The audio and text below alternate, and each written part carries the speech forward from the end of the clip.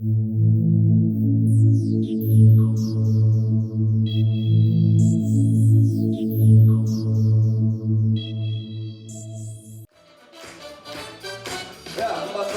қатысушылары Маусымашар фестивалінің аясында алғашқы рет ұйымдастырылып отырған Жайдарманшылар форумының жұмысы өз жалғасын табуда. Алғашқы сессия өз мәресіне жетті. Қызықты, өздеріңізге ең бастысы пайдалы ақпарат алдыңыздар деп есептейміз. Бірінші сессияның спикерлері сіздерге ұнаса, көңілдеріңізден шықса, алғысымызды білдіріп бір қошемет соғайық. Жалғастырамыз. Құрметті форум қатысушылары, екінші бөлім, екінші сессия. Бұл екінші сессияның барысында да арнайы шақыртылған қызықты, сіздерге жақсы ой пікірмен бөлісетін кәсіби білікті спикерлеріміз дайын, және де асыға күткен керемет модераторымыз да бар. Қазіргі таңда танымал тележүргізуші, Қазақстан ұлттық телеарнасының тележүргізушісі. Көпшілікке тележүргізуші болғанымен біз үшін аға буын өкілі, сүйікті Жайдарманшы ағамыз Ғалымжан Кеңшілік, тұңғыш Астана! Рахмет. Сәлем, қайырлы кеш, құрметті достар, қалайсыздар, жақсылар ма, амансыздар ма, көргеніңіздер. Қуаныштымыз, өздеріңізді, құрметті спикерлер, қош келдіңіздер, уақыт бөліп келгендеріңізге алғыс білдіреміз. Енді бұл жерде дені негізінен, құрметті спикерлер, енді Жайдарман үлкен қозғалыс екенін білесіздер, негізінен филиал директорлері, олардың көмекшілері. Енді бұл жерде жалпы Жайдарманның сахнадан нарыққа жастар креативі деген тақырыпты алып отырмыз. Сондықтан да бірінші кезекте осы кісілер арқылы өңірлерге сіздер айтқан дүниелерді жеткіземіз деген ойдамыз. Ендеше, құрметті достар, қош келдіңіздер тағы. Бүгінгі спикерлеріміз өздеріңіз жақсы білесіздер, дегенмен тағы да бір таныстырып өтейін, құрметті достар. Астана концерт компаниясының бас продюсері біздің ағамыз, Астана КЗ, Казахи КВН командалардың мүшесі Малик Хасенов ағамыз.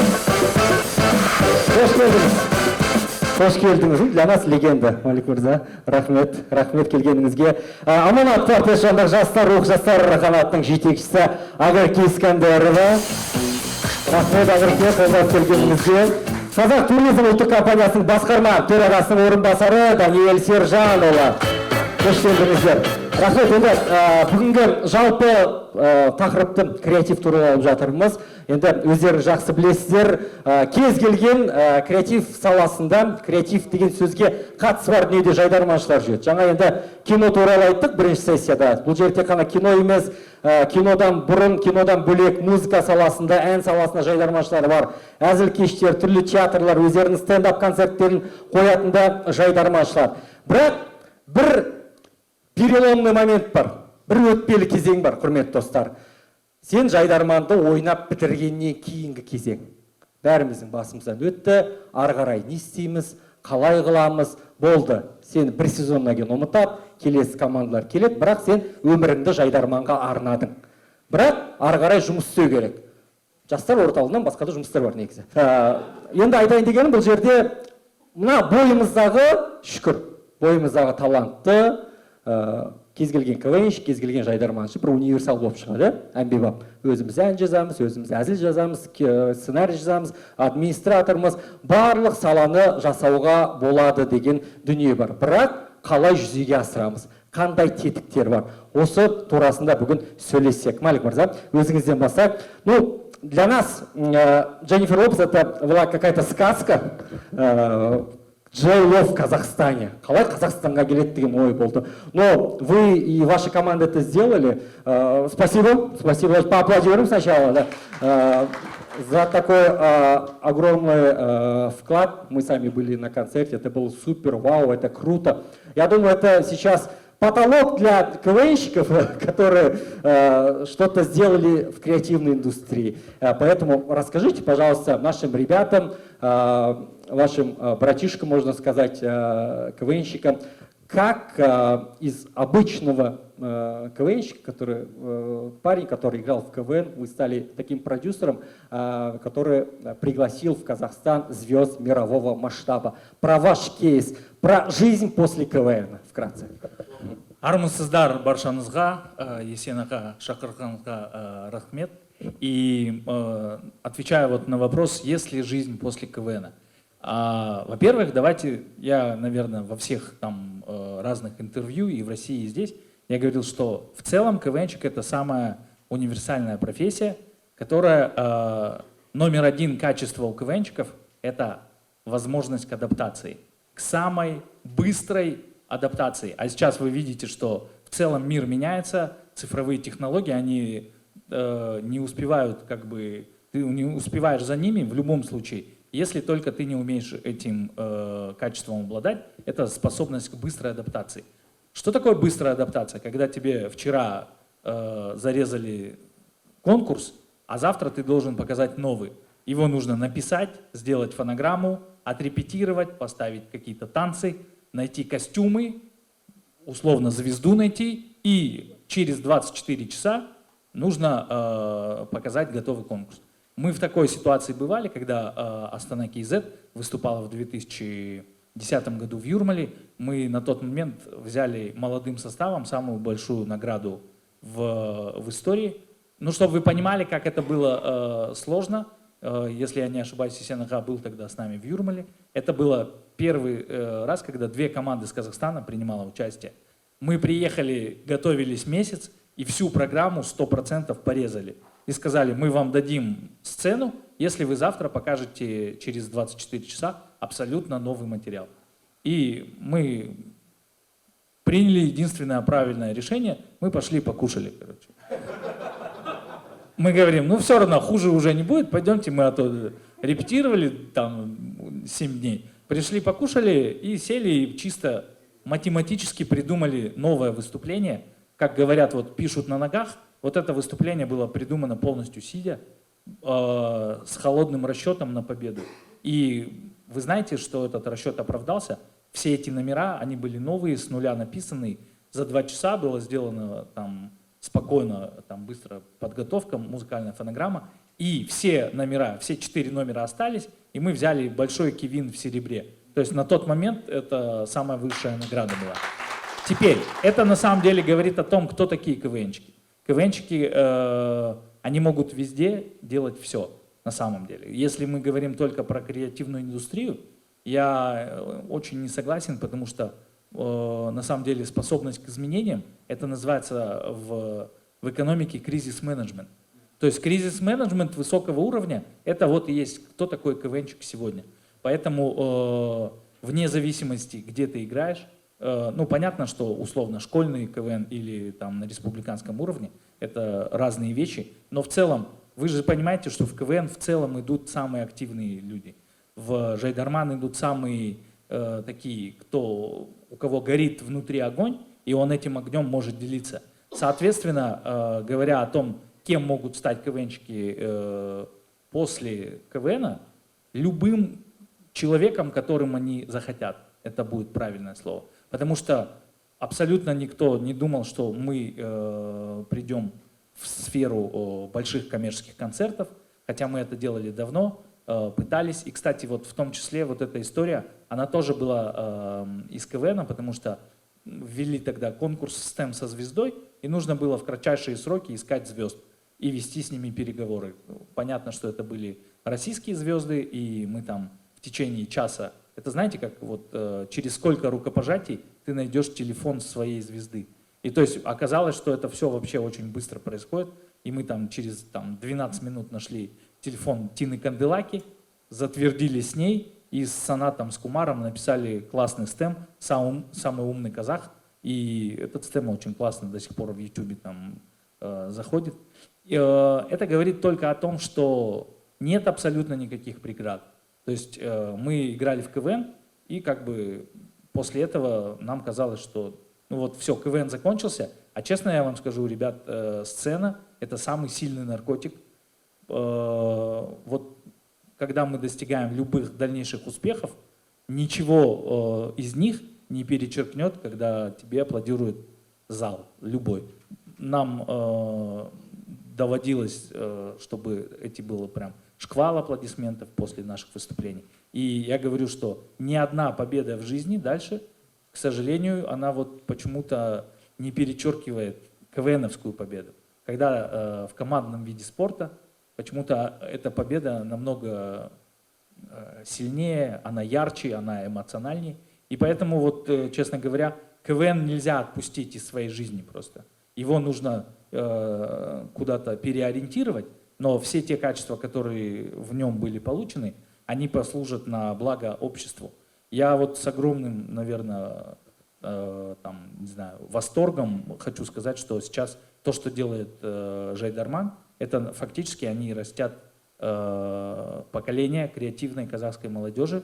Это будущая элита креативной индустрии во всех сферах. И мне, к сожалению, стыдно, что я говорю на русском языке. Но так, как бы, я 7 лет прожил в Москве, мы писали сценарий на русском, поэтому, честно говоря, вот я в нем спец, потому что мы играли в КВН на русском языке.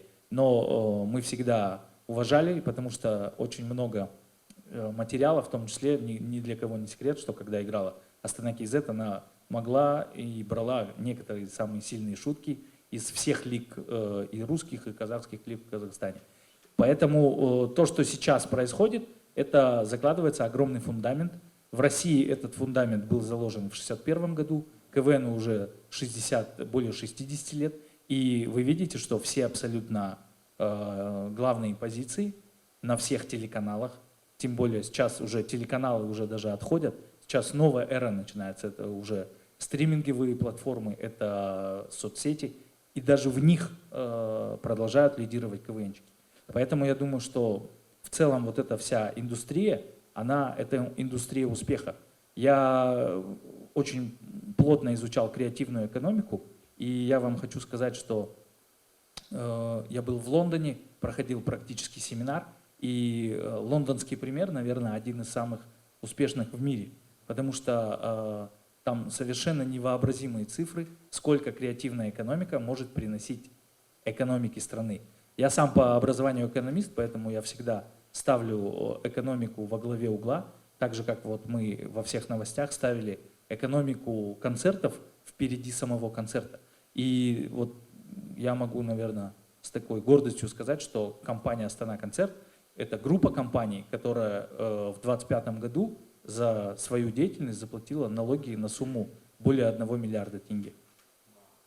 То есть это продукт креативной индустрии. И, наверное, мы по налоговым отчислениям, ну, если не первые, то 100% в самом топе этого всего. И я хочу сказать, что это только начало. То есть у каждого это только начало. То есть буквально вот через 3 дня состоится классный инструментальный концерт Энио Морриконе. Это тоже один из наших проектов. Он не коммерческий, это, скажем так, концерт для того, чтобы подружить Казахстан с таким великим мировым музыкальным наследием. Поэтому я, наверное, сюда пришел для того, чтобы сказать самые главные слова. КВНчик — это круто, КВНчик — это сила. Никто из творческих людей, которых я видел, так как мы этим занимаемся практически 25 лет, я не видел ни у кого такой дикой включенности, как у КВНчиков. Потому что нас, наверное, объединяет одно. Я не видел ни одного КВНчика, который вырос в богатой семье.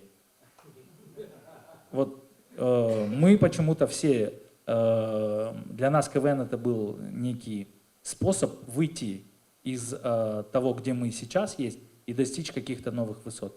Поэтому я говорю, что вот эта сила стремления, которая движет каждым из нас, мне кажется, это просто, это вот самый непотопляемый фундамент, с которого нужно просто стартовать вверх, делать трамплин в своей жизни и достигать новых высот. Поэтому я говорю, что если ты КВНчик, если ты участвуешь в Жайдармане, значит, тебе есть что сказать этому миру.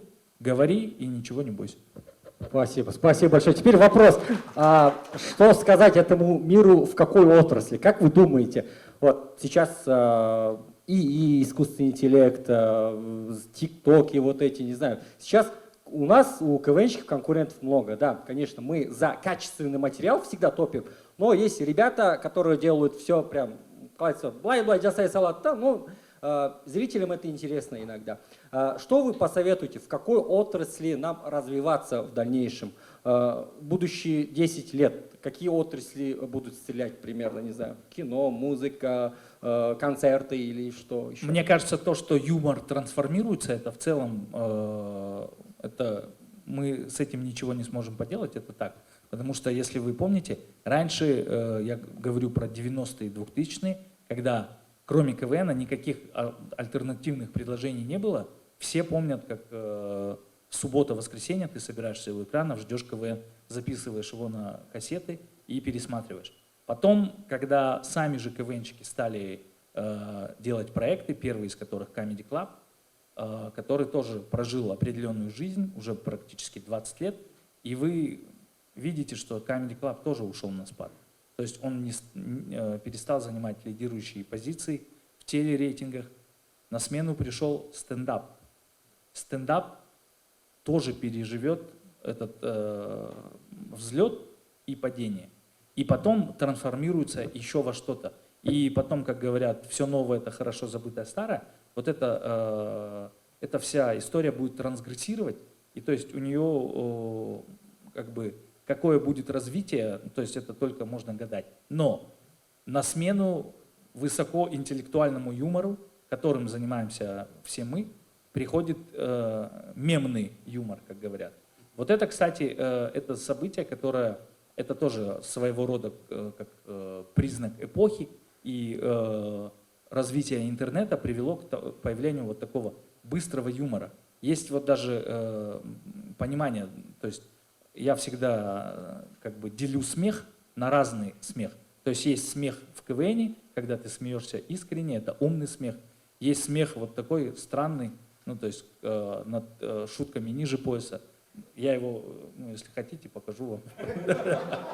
Ну, условно, да. Мы все понимаем, о чем идет речь. И есть мемный смех, он вот такой. И все. То есть это просто мимолетная реакция. Почему? Потому что клиповое мышление, быстрота подачи информации, она приводит к тому, что вот это все будет происходить. Но у этого юмора нет цены. У него нет ценности. И, скорее всего, эта вся история, да, она быстрее, но у нее в том числе нет авторства. То есть поэтому заработать на ней не получится. Это просто как способ сказать что-то своему миру, но без возможности заработать. Поэтому не нужно думать на то, что это там где-то конкуренция твоему юмору. Мне кажется, нужно просто делать свое, никогда не переживать за какие-то внешние события. Если ты делаешь свое и это делаешь качественно, у тебя всегда найдется свой зритель, и у тебя всегда начнется какая-то там полоса везения в жизни. А по поводу самих профессий, мне кажется, что вот сейчас СММ очень круто начал развиваться. Да. Мы над этим смеемся, конечно, когда видим, требуются сценаристы рилсов. Ну, то есть нам вроде как это смешно, но с другой стороны, если есть такой спрос, значит будет предложение. И фактически очень много КВНщиков понимают, что написать рилс это легко, написать конкурс это тяжело, шутку это тяжело, а рилс написать легко, потому что это как бы там не такой строгий судья-зритель, то есть там есть своя какая-то категория оценок, как это все происходит. Но пока, вот, честно говоря, вот, мне кажется, будущее в любом случае в интернете, это в соцсетях, поэтому свое счастье нужно там искать. Спасибо большое, Малик. У ребят будут вопросы, но попозже у нас зададим, у нас сессия вопрос-ответ будет. За мотивацию, за ваши пожелания. Спасибо большое, рахмет. Енді, бір қошемет соқпай, құрмет достар, енді баршамыз жақсы білеміз, Жайдарман бұл тек қана сахна емес, бұл әзіл емес. Өзіміз ләззат алатынымыз, көрерменнен үлкен бір қошемет алсақ, Жан-Малик мырза айтқандай, бір іштей ләззат аламыз. 10 жылдап осы Жайдарманның айналасында ойнады. Бірақ бұл қозғалыстың үлкен бір миссиясы бар. Жастардың басын қосу, жастарды тәрбиелеу. Бізде бір шанхайский йоха деген ініміз бар тұғын Қызылордада.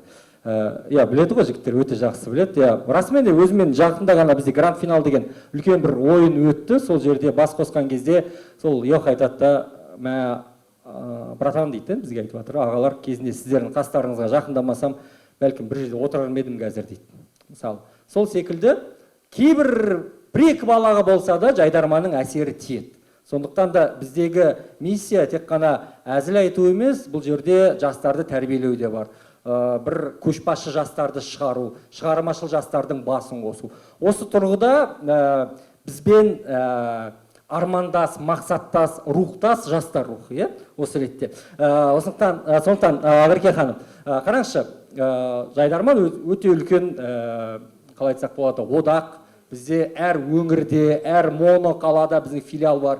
Сіздерде де дәл сондай, Аманат партиясы жастар рухы, жастар қанатында.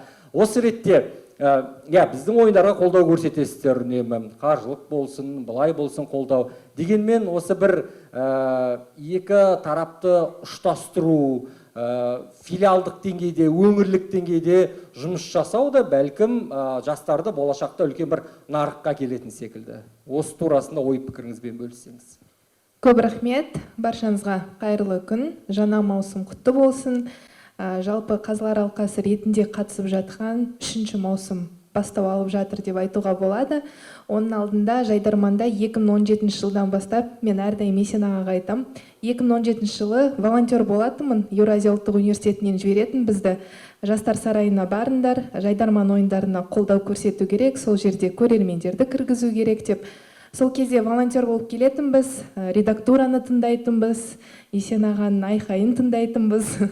Сөйтіп жүріп, жалпы Жайдарманмен бастапқыда ұйымдастырушы ретінде, волонтер ретінде таныстым. Кезінде теледидардан Жайдарманды қашан көрсетеді деп күтіп отыратынбыз. Қазір толыққанды Жайдарманмен бірлесіп жұмыс жасап жатырмыз деп айтуға болады. Ол тек қана келіп ойындарға араласу емес, әрбір өңірдегі Жайдарманшымен нақты байланыс орнатып, біздің жобаларға шақырып, және де екі ұйымға қай жағынан, жақсы жағынан қалай ықпал ете аламыз деген сияқты коллаборациялар жасалып жатыр. Енді алаңда бірнеше рет айтылған шығар, Жайдарманшылар қазір трендсеттер, әлеуметтік желіде болсын, әзілдерімен түрлі маңызды тақырыптарды жеткізіп жатады деп те айтылып жатыр.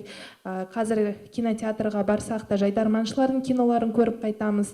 Бірақ екі ұйымның параллелінде айтып өтуге болады, өзіңіз бағана айтып жатсыз, филиалдары бар, үлкен комьюнити деп.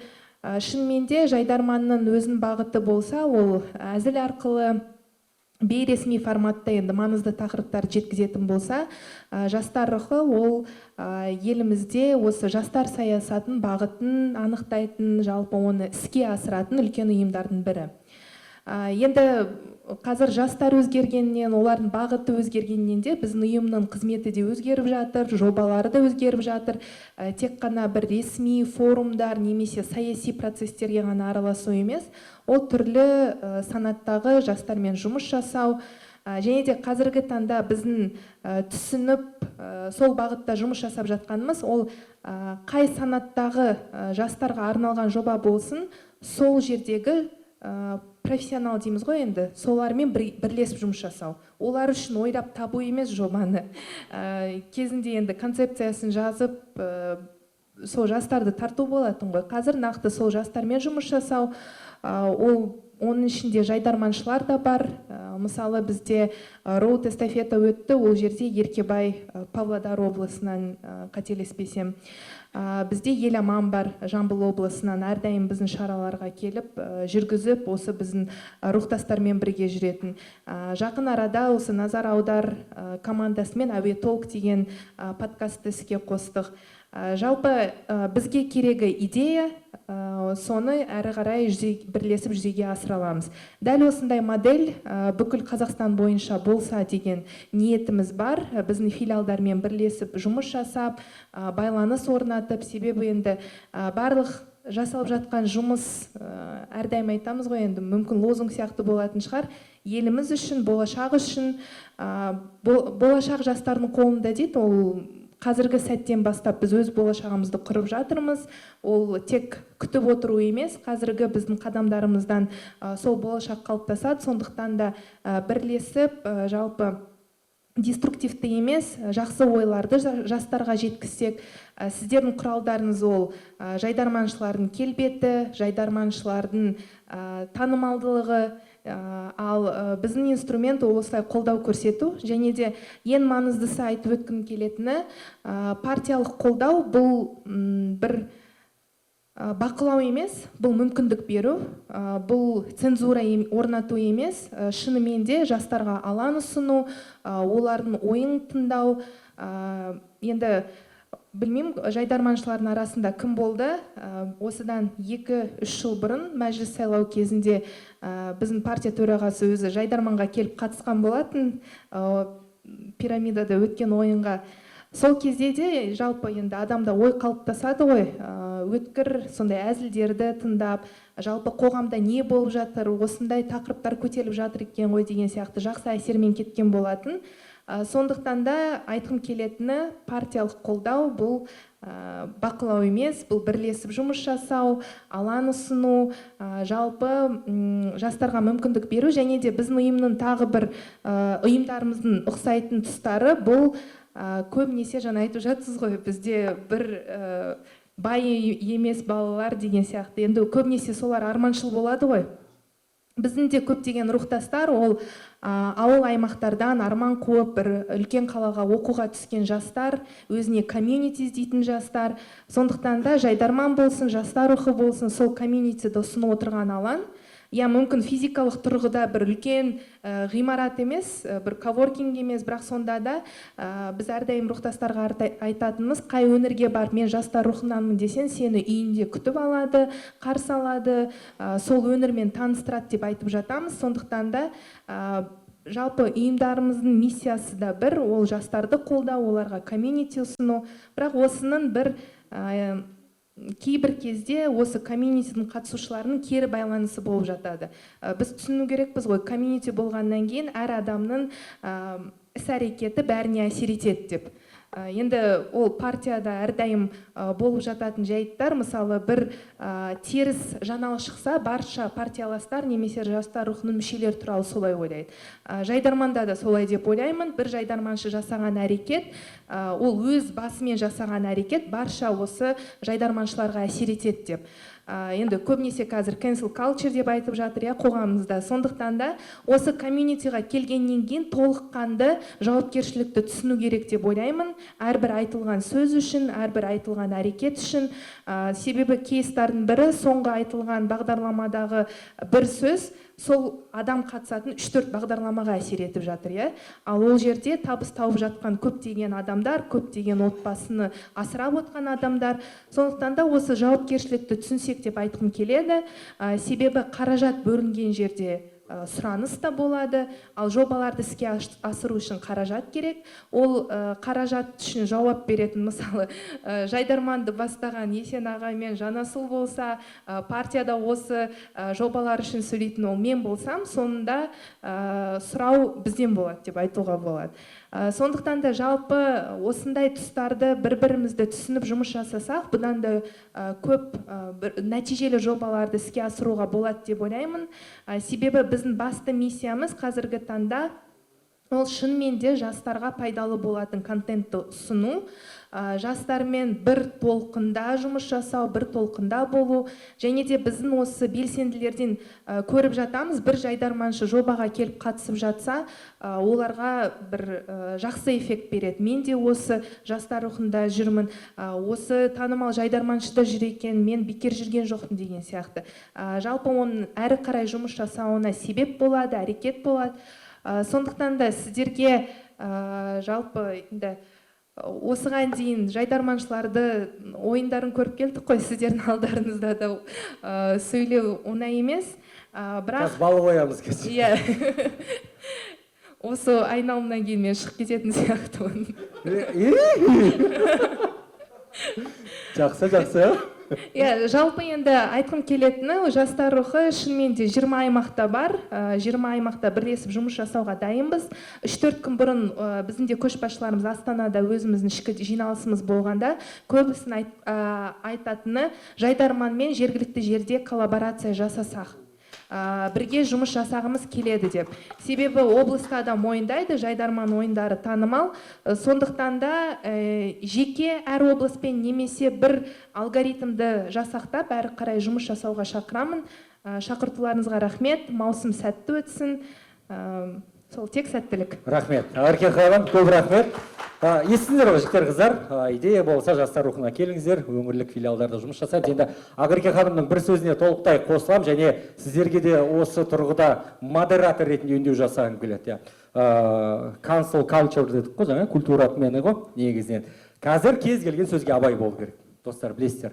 Тіретсе әсіресе, білесіздер ғой, кез келген жерде, жоқ, расымен де өкінішке қарай кешегі ағаларымыздың жасаған бір фильмі, бір абайсызда жасалған дүние үшін кетіп қалды. Иә, былай ашық айтатын болса, біздің әріптес дос жігіттеріміз де жүр сол Red Flag-тың арасында. Сондықтан да, құрметті достар, әзіл жазған кезде, сахнада әзіл көрсеткен кезде, енді филиал директорлері ретінде осыны одан әріде жеткізесіздер деген ойдамыз. Жалпы редакторлардың құлағына алтын сырға шамалы қазіргі таңдағы бір адами трендтерге де қарау керек, гуманизмге қарау керек.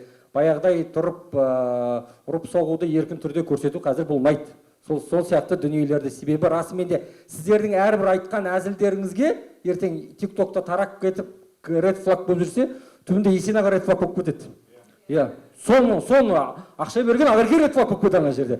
Соны сәл абайлайсыздар деген ойдамыз. Енді жастар рухы бізбен бірлесе жұмыс жасауға дайын екен, ал қазақ туризміне ұсынады екен бізге. Енді қазақ туризм, расымен де қазіргі таңда 1-2 жыл болды, қателеспесем, Көлсайға, Қайындыға бардым. Сол жерде бір таң қалғаным, жоқ, жылқылардың бағасына емес сол жерде.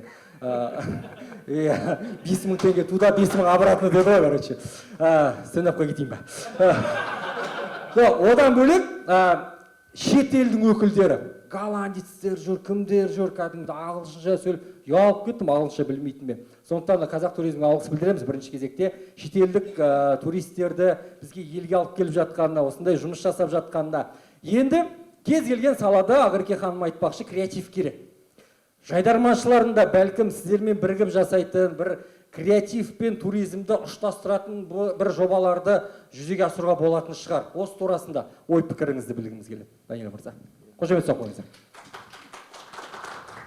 Көп рахмет, ең алдымен шақырғандарыңызға, сіздердің араларыңызға келіп, осылай пікір алмасып, ой бөлісу шынымен де бір үлкен мүмкіндік деп санаймын. Мен туризм дамығанын соңғы кезде түрлі әзілдердің риторикасын ауысқанына байқауға болады. Өйткені 2020 жылы ковид басталып келе жатқан кезде әзілкештердің біреуі жазып жүрді. Ал енді бәріміз бірге қазақ туризмге рахмет айтайық деп. Өйткені бізге кешкірді ғой. Туристер жоқ деп кішкене сондай немен әзіл жасағаны өзіме өтті енді, шыны керек. Сосын, енді қазір соңғы кездегі бір әзілдерге қарап жүрсем, Алматы Мумбай болып кетті деген сияқты сондайлар көп та, өйткені туристердің келіп атқанына, көбірек келіп атқанына солай айтып, енді соңғы қарай айтамын, шынымен де туристер қазір көбірек келіп жатыр ғой деп. Бірақ дұрыс айтасыз, әрқайсының біз енді өзіміздің, ұятқа болса айтайын, жайдарманмен тікелей ешқашан қатынаспаппыз. Бірақ жайдармашылармен көп кезікті, көп түрлі іс-шаралар, жобалар жасадық. Осы салада жүргендіктен енді туризм мен креатив екеуі қатар жүретін дүние ғой. Маликтің өзімен біз Джело болсын, басқасы болсын, оларға турпакеттер жасап, бірге жобалар жасап жүрміз. Сондықтан да бұл енді бір үлкен бір мүмкіндік деп қарастырса болады. Айтып отырса ғой, Юрмала бар, Сочи бар. Алакөлге барып, солай брендтеп, бір жайдарманның үлкен кубогын жасаса болар шығар мүмкін. Осындай мүмкіндіктерді бірге қарастыруға шынымен болады деп ойлаймын. Жаңа Есенаға өзіңіз айтып отырсыз. Баянауылда дедіңіз, үлкен, енді Баянауылға 2000 адамға жинайтындай іс-шара өткізсе. Ол өйткені Астана үшін кіші болуы мүмкін, бірақ өңірлер, алшақ жатқан олар үшін нағыз бір табыс көзі болады. Бір іс-шаралардың мынандай мысалын келтірейін. Зерендіде марафон өтеді. Уже 5-ші жыл өте ма, Алла жазса. Бастаған кезде 50 адам жүгірді, 100 адам жүгірді, қатты білмейтін. Қазір өзі жергілікті тұрғындар кәдімгідей күтетін іс-шара болды. Өйткені қазір мыңдап адамдар барып жүгіреді. Олар келеді барлығы, сол жергілікті жаңағы құрт, майын бәрін сатып алып кетеді, өзіңіз айтқандай. Көлсайға барғанда, Көлсайдағы 1 килограмм 5000 теңге тұрады. қай ауылда 5000 теңге тұрады, ол туризмнің алып келетін өзінің бір эффектісі де болады. Өйткені ол ақша, жаңағы 5000 теңге атқа тастап кетсеңіздер, ол шетелге кетпейді ғой. Ол сол жергілікті тұрғынға қалады. Өйткені ауылды жерлерде табыс көзін ашу қаламен бірдей емес. Сондықтан осындай екі жақты бір серіктестік арқылы осындай жаңа мүмкіндіктер ашады деген үміттеміз. Біз өз тарапымыздан ашық боламыз ондай затқа. Және тағы бір атап өтетін жағдай, өйткені жаңа Малик басын ашып айтып кетті ғой, қазір өзгеріп жатқан кез. Енді біз шетелмен көп арақатынаста жүргендіктен, біз енді шетелден туристер алып келіп отырсамыз, олар көбісі айтады. Мысалы, біз түсінетіндер, жақын шетел, олар айтады, сендердің креативтерің қандай күшті, стендаптарың қандай күшті. Мысалы, Әзербайжан немесе басқа мемлекеттерден арнайы стендаптарға немесе осындай іс-шараларға ұшып келуге дайын. Сондықтан бұл әлеуеті туристер тартуға әлеуеті бар іс-шаралар деп қарастырсақ болады. Бұдан басқа бұл біздің еліміздің бір несі ғой, бет-әлпеті, кейіпі ғой. Осындай біздің Астана КЗ сияқты командалар немесе басқа да стендап, кино, осы салада жүрген адамдардың өнері арқылы біздің елімізді таниды. Сондықтан біздің бір бағытта жүруіміз Құдай сөйтіп жазған шығар, сөйтіп бірге жүру керекпіз деп ойлаймын. Бұйырса. Или дронды үйреніп алу керек бізге, Дастан мен Әділет сияқты рахмет. Енді Дастан, Әділеттердің енді олардың жолы бөлек қой. Олар түсіріп, нағыз еліміздің әдемі жерлерін көрсетіп, паш етіп жүр. Дастанның өзі Инстаграмға шығарды ғой. 500 миллионнан астам жазылушылар бар. Неге біздің елімізге үлкен қазақ туризмінің жұмысын жасап жүр деп артта комментарий жазып кеткенсің. Басқа біреу жазбасын деп өзім жазып кеттім.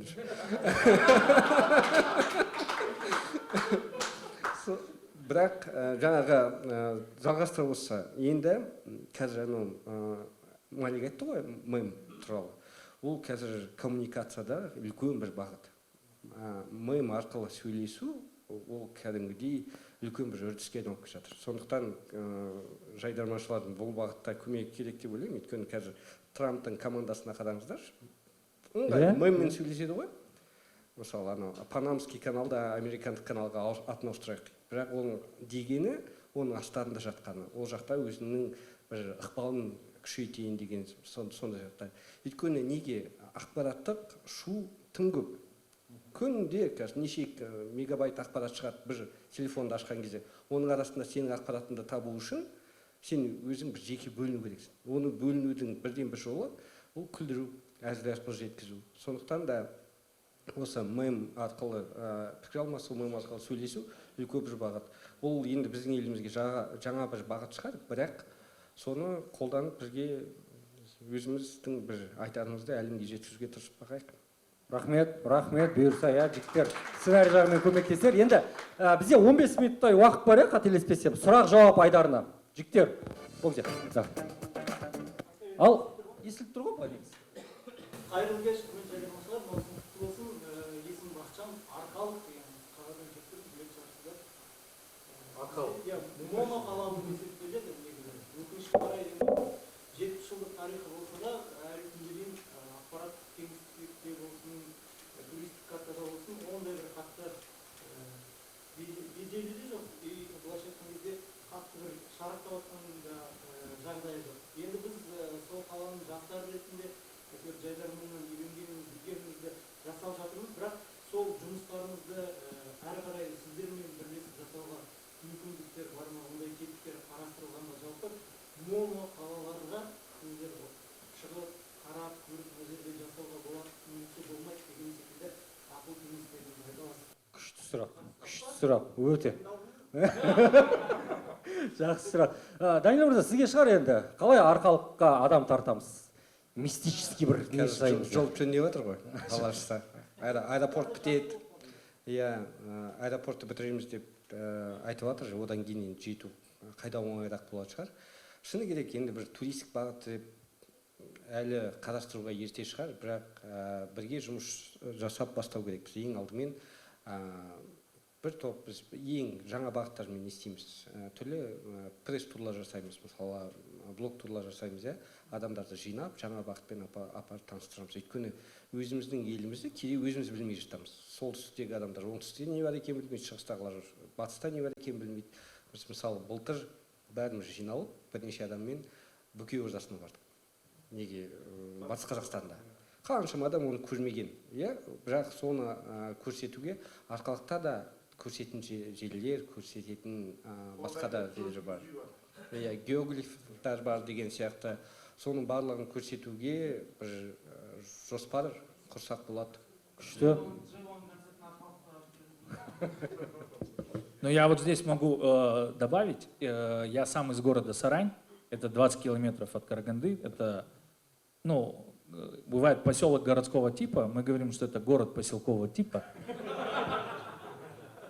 Нас научили, вот в моей семье, все трое братьев, мы КВНчики, нас научили играть в КВН, вообще, что думать на эту почву, ребята из РКЛК, которые переехали к нам в город. То есть они были в формате какого-то, тогда это называлось капустник КВНовский, но это фактически все было взято с Новосибирской лиги, Центральная лига Сибирь, и они вот в РКЛК развили движение, потом приехали в Сарань, нашли нас каким-то образом, там, восьмиклассников, и сделали как бы такой клуб КВН, в который никто вообще не верил, а мы потом попали в высшую лигу. Так что Аркалык — это центр юмора в Казахстане. Браво, браво. Рахмет. Жігіттер, тағы сұрақтарыңыз бар ма? Айтшы.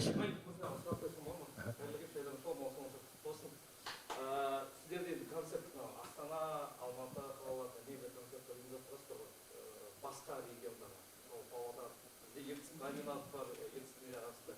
Немесе Шымкент, Қостанай или Арқалық? Нет, с Павлодара хорошую дорогу в Астану же делают. Нет, там есть проблема инфраструктурная. Она говорит о том, что то есть есть определенные звезды, которые даже в Астану и Алмату не приедут, потому что нужен стадион от 60 тысяч человек. У нас такой пока только есть в планах там, через 3 года в нескольких городах, но на данный момент мы работаем с тем, что есть, поэтому, к сожалению, 2 самые большие площадки — это 2 стадиона Астана и Алмата, которые вмещают около 25-27 тысяч человек. Пока альтернативной инфраструктуры ни в одном другом городе Казахстана нет. Теперь, если делать это на площади, это очень большой риск по погодным условиям. В принципе, вот Алмата, там открытый стадион, в Астане закрытый. Алмате просто очень сильно повезло, мне кажется, мы там каждый день резали баранов во время монтажных работ, чтобы не пошел дождь, потому что это было бы очень нет.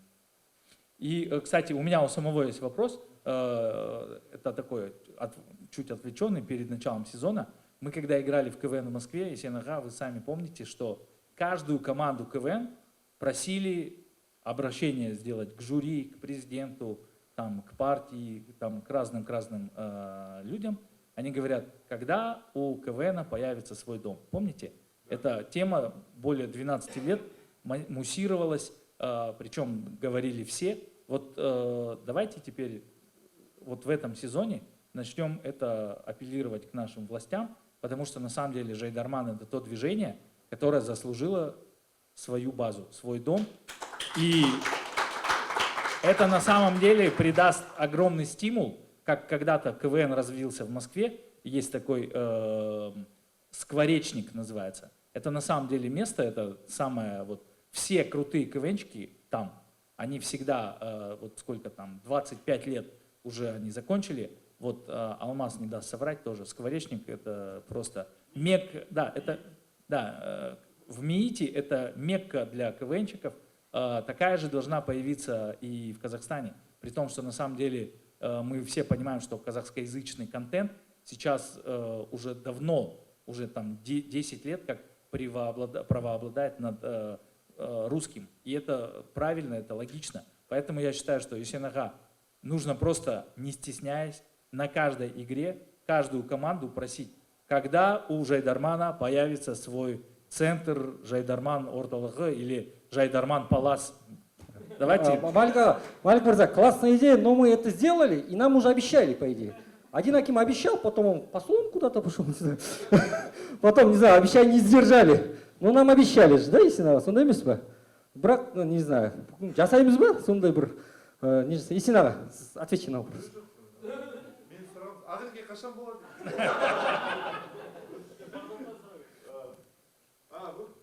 Бағдат, бәке, бір әкімдеріңіз обещать етіп еді бізге.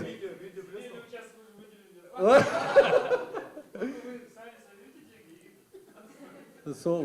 Жоқ, расымен де фестиваль өтетін, үнемі өтетін, біз қашан КВН бастаған, Жайдарман бастағаннан бері жастар сарайы, наша маленькая Медина там, сондай болды ғой негізі. Түбі бізге енді біз ойнап бітіп кетсек те, әйтеуір жайдарманшылары болады деген бір уәде берген еді, бірақ өкінішке қарай ол уәде орындалған жоқ одан кейін. Енді бұйырса, Малик мырза айтпақшы, расымен де Жайдарманның бір үйі болар. Әумендеп қойыңыздар. Құдай қаласа. Бұйырса. Рахмет, сұрақтарыңыз бар? Әрине, Есен аға. Біз негізі осы уақытқа шейін Жәкеме арналады Алакөлдің солтүстігінде бір 4 күрес өткіздік. Алакөлдің оңтүстігінде бір 4 күрес өтті. Қапшағайда бұл бір рет. Сонымен қатар Балқашта өтті. Биыл тағы да Балқашта жоспарлап отырмыз. Баянауылда 8 жыл өтті. Шардарада өтті. Мысалы үшін ірі қалалардың орталықтарында өткізіп жатырмыз да. Бізде мүмкіндік бола ма? Мысалы үшін сіздерге ұсыныс жасасақ, сіздер мысалы үшін осы жоба осы елді мекенге қажет деп, мысалы сол жердің жергілікті әкімдіктерде сіздер бір рекомендация бере аласыздар ма? Себебі бұл жерде бір ғана нәрсе емес, сол бірінші кезек жастардың ортасы, туризм алып келу. Мысалы үшін біздегі осында өтетін үлкен жобаларымызға арнайылар тек қана Қазақстан емес, көршілес елдерден де келеді. Мысалы үшін Алматы қаласында өтетін республика сарайындағы ойындарда да бізде еліміздің бірнеше елінен келеді. Бұл да бір жағы ішкі туризмді қалыптастыру, бұл бір мәдениет қалыптастыру, жалпы бір қалаға барып концерт көру деген сияқты. Сол жағынан біз сіздерге ұсыныс жасасақ, сіздер сол аймақтардағы әкімдіктерге сондай кеңес бере аласыздар ма? Аймақтардағы туризм басқармалары сіздердің айтқан ұсыныстарыңызды қабылдайды. Жоқ, мына кісі Алматы облысы, яғни Қонаев қаласынан биыл жылда барып, биыл мысалы үшін соған бөлеміз деген жыл сайын бір уәде болып отыр да. Қонаев қаласына тапсырма берейік па? Жоқ, егер ақылдасып, қай жаққа таңдайсыздар? Алакөл ма, Балқаш па, немесе шынымен Қонаев болатын болса, оны бір осы орталық деңгейде бекітіп, кеңес ретінде өңірлерге жіберейік. Ондай практикада бар. Күшті, керемет. Дәке, жазып алдық бәрін, көрдіңіз ғой. Сұрақтарыңыз бар ма, жігіттер? Бәке.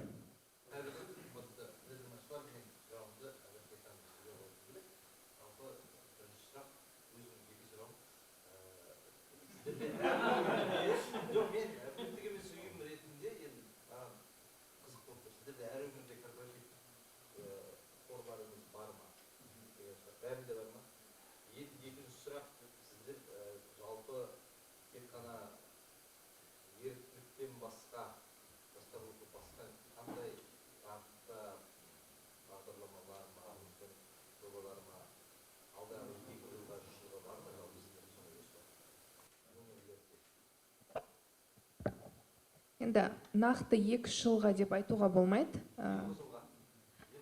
Бізде тұрақты жобаларымыз бар, партиялық жобалар жастар рухының, сонымен қатар бір реттік шаралар бар. Ол түрлі бағытта жүзеге асырылады. Енді оның барлығын айтатын болсақ, мысалы дебаттық турнирді 20 жылдан астам тұрақты түрде өткіземіз. Бір кездері білесіздер, шахмат біздің елімізде танымал болып бастағанда шахматтық турнирлерді өткіздік қаржыландырып. Футбол болсын, спорттық шаралар, ұлттық ойындар, қайсар әскери патриоттық ойындары бар. Және де әрине ол мемлекеттік саясаттағы мемлекеттік саясат жүзеге асыратын жобалар таза Қазақстанға байланысты, заң мен тәртіп деген сияқты. Енді түрлі бағытта, және де ол бір бекітілген жоспар бойынша ғана емес, жаңа жобаларды бізге ұсынып жатса, соны да жүзеге асырып бірлесіп жасай береміз. Ал корпоративтік қорлар ол барлық өңірде бар, оларда сол өңірге қатысты жобаларды жүзеге асыра береді. Рахмет. Мәкеңде жауап болып тұр ғой, келіп, иә? Сұрақтарыңыз бұқар?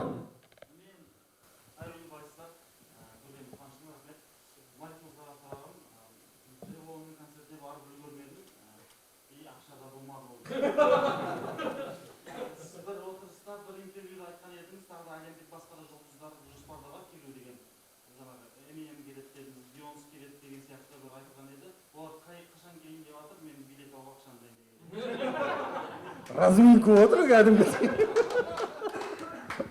Мы сейчас активно ведем переговоры одновременно с 13 мировыми звездами. И 2 концерта 100% состоятся уже в этом году. Но там есть очень жесткое правило. Мы подписываем NDA. До момента, пока мы не подпишем договор и не перечислим гонорар, мы не имеем права даже вот кулуарно разговаривать. Я даже жене не говорю, кто приедет. Просто намекаю, песни пою в душ по утрам. Но это будут очень серьезные концерты, скажем так. Еще вот мы одновременно понимаем, что там в мировом шоу-бизнесе нет такого вот. Я захотел в 26-м году концерт, и он у меня состоялся, потому что, то есть туры планируются за 2-3 года. То есть мы изучали, ездили на музыкальные конференции для того, чтобы понять, что там это все работает абсолютно по-другому. То есть деньги, которые ты платишь их для концерта 26-го года, ты платишь в начале 25-го. То есть это такая мощная предоплата, которая, честно говоря, очень неудобна в бизнесе, с одной стороны. С другой стороны, это как бы очень большая гарантия того, что ты действительно серьезный партнер. Поэтому в этом году новости будут, буквально в течение месяца мы все узнаем. Поэтому мы вам отдельно билет подарим. О, записали. Одну строчку не можешь напеть, да? Первая музыка. Так, Там 13 артистов, там 13 букв минимум. Жігіттер, бар ма сұрақ? Тогда можно я один вопрос задам? Маки, вам, извините. Смотрите, у нас у ребят у всех есть проекты, да, мини-проекты, подкасты, веб-сериалы, вот Бухар, например, фильм. У тебя как денег нету? Миллиардный проект касса Марсен. Кала ақшаң жоқ деп отырсың сен. Да, они фильмы снимают, у нас ребята, да, в креативной индустрии активные. Но у нас есть одна большая проблема, у Бухара нету, наверное, он инвесторов подтянул. Привлечение спонсоров. Как это происходит? Алгоритм простой какой-нибудь, не знаю, у нас какие-то, у ребят есть свои блоки, что ли, границы, мы не умеем просить денег. Вот здесь мы когда играли в Москве, мы стали мастерами спорта по выпрашиванию денег, честно говоря, потому что там любая игра стоит кошмарные какие-то суммы. Мы даже просто на каждую поездку мы просили деньги. Я таких денег в жизни вообще не видел, а мы их тратим на одну поездку. Ну, условно, там 15 человек уезжают на 25 дней в Москву. Вы же представляете, что там и максимально даже все сэкономив, там авиаперелет, проживание, суточные реквизиты выстреливают в страшные там. А если ты это собираешь за год, ты думаешь, зачем я играю в КВН? Давайте вот просто соберем, разделим, пойдем. Но есть одно такое хорошее, там, не знаю, хороший лайфхак. Дело в том, что на самом деле на каждый стоящий проект спонсор или инвестор найдется сам. И я вам говорю, это не так, что, ну, типа, сказал, и вот все классно, и все произошло. На самом деле чуть все по-другому. Сейчас вот казахское кино мы видим, и любое казахстанское в целом кино, это сколько фильмов окупается из 10? Из 100 фильмов 10. Да, это 10%, да, примерно. 30% я слышал, что окупаются в целом. Да, 70 минусуются, да. Поэтому вот здесь с точки зрения государства есть поддержка. В этом году я слышал, и вот Министерство культуры запускает креативный хаб, в котором одномоментно будет несколько миллиардов будут посвящены именно тематике развития креативной индустрии через слэш кино, сериалы. Там. То есть, если вы знаете, есть такой государственный центр, который спонсирует большие фильмы, мы все знаем, что туда пробиться, ну, наверное, невероятно, да? Ну, как бы, да. Да. То есть фильмы не окупаются, но при этом финансируются. Здесь предлагается иная модель. Здесь будет создан совет, который будет проходить некий там контроль именно качества. То есть люди будут определять, люди, которые из мира бизнеса, То есть не просто из мира культуры, то есть я там известный писатель, но если у меня нет компетенции и практического опыта в киносфере, и ни один мой проект не окупился, я не могу там сидеть тогда. То есть я буду просто как вот человек со стороны, который вот не имеет никакого там опыта. Я считаю, что если вот такой правильный совет создастся, то деньги у них можно и нужно будет просить. И самый главный вопрос, что, как правило, вот допустим, мы на свои большие концерты также привлекали деньги. Чтобы вы понимали, там речи шли о миллиардах. Единственное, за которые мы ответственность полностью брали на себя. Мы говорили, что мы это вернем 100%. И, соответственно, у нас это получилось. И теперь я хочу сказать, что это же тоже в целом, это мы 25 лет работали в бизнесе, вы так же как, ну, то есть мы тоже вели мероприятия, мы тоже вели банкеты, мы общались, мы дружили. И фактически через 15 лет после завершения там КВН мы пришли к этим людям и предложили им нашу сделку. И говорим, вы нас финансируете, мы отвечаем за деньги. То есть и, наверное, самый правильный момент, нужно работать со своими инвесторами сейчас уже. Если вы хотите деньги попросить завтра, дружить нужно сейчас уже. То есть они должны гореть этим проектом. И вот недавно тоже мой друг, коллега, также КВНчик, он снял фильм «Бақыт құшағында», сонат по песням Шамши Қалдаякова. Сонат отучился в Нью-Йорк фильм Академии, это была его мечта.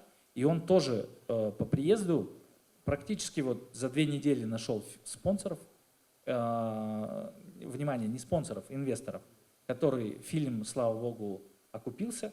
Поэтому у него первый блин получился не комом, а действительно так, хотя очень опасный жанр, мюзикл, как бы это такая, скажем так, узкий сегмент, но он окупился. Соответственно, ровно так же, как и мы на концертах мировых звезд, Сонат также работал с инвесторами по своим фильмам. Ровно так же, как и вот все, кто хочет это начать, если таких знакомых нет, надо идти к государству.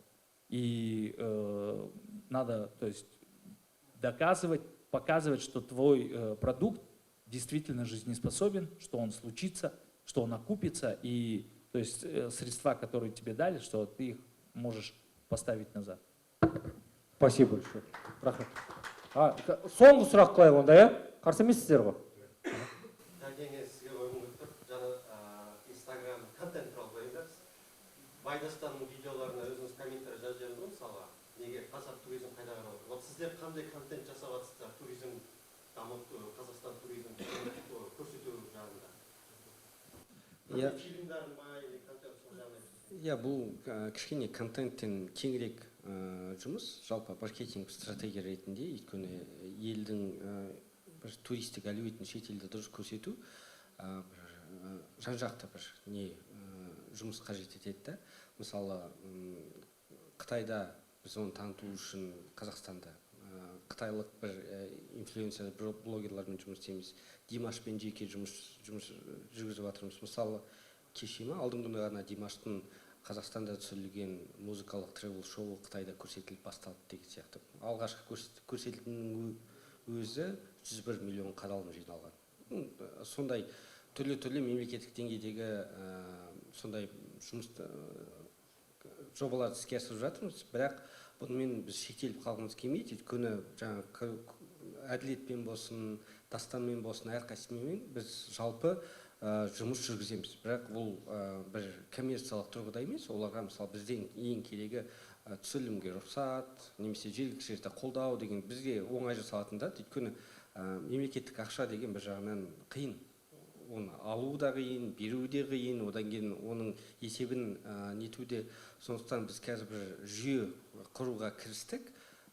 Қазақ туризмінің атынан сондай контент түсіріп, оны паш ететін адамдарға, командаға жалпы сондай жүйелі түрде әрбір шлагбаумнан әрбір есік ашатындай сондай қазір өзгерістер, нормалар жасап, соны қазір жоспарлап жатырмыз. Егер іске асатын болса, осы биылғы жылы бітіріп, сондай қазақ туризмнің жеке бір амбассадорлар институтын құрып, солармен бірге жұмыс істейтін боламыз. Ол енді контент жағына келетін болсақ, бірақ біз көбінесе мынау шетелден келетін ұйымдарға көмекші ретінде жұмыс жасаймыз да. Мысалы, түрлі Түркиядан болады, Кореядан болады, Қытайдан болады, ақш-тан болады, Франциядан болады, сондай Қазақстан туралы бір өзінің контентін түсіруге келетін ұйымдарды біз қарсы алып, оларға дұрыс жол салып, қауіпсіздігін қамтамасыз етіп, ол жағынан бір позитивті контент шығатындай сондай жұмыс жасаймыз. Түсінікті, рахмет. Рахмет, Жәке. Ұсыныс Бұхардан ал. жайдарманның атынан деп айтып ұсынысы бар. Қазір көреміз, бірақ не айтып алып. Есімім Бұхар. Баянауыл тумасының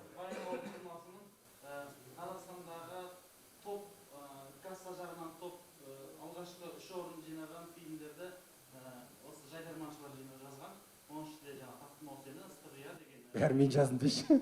Екеуі мен жаздым, Дәстүр деген фильм бар. Оны бір практика жазды. Алғаш деген бір практика бар.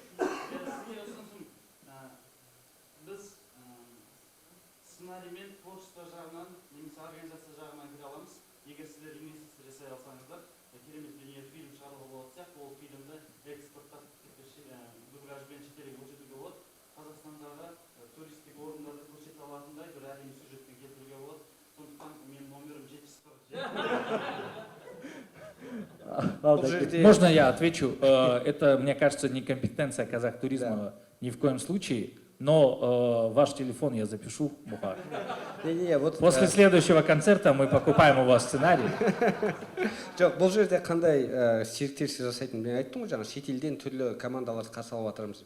Олар жергілікті жерде скаутинг жасайтын, өзінің кино түсіретін түрлі құрал жабдықтар бар командаларды іздейді. Сондай көбінесе олар барып шетелдің, не Өзбекстаннан, не Қырғызстаннан барып тауып жатады. Сондай командалар керек сияқты. Сөйтіп біз бір-біріңізді ұштастырып, шетелден келетін команда сіздермен ұштастырып, сіздер өзіңіздің экспертизаларыңызды сөйтіп көрсетіп, солай бірге жұмыс жасау болады. Күшті, күшті. Рахмет, рахмет. Жігіттер, сұрақ жоқ шығар, бір уақыттан асып кеттік. Спикерлерімізге бір қошемет соғып қойыңыздар, көп рахмет. Уақыт бөліп келгендеріңізге. Рахмет, рахмет. Естелік суретке түсіп алсақ бола ма, Есін аға?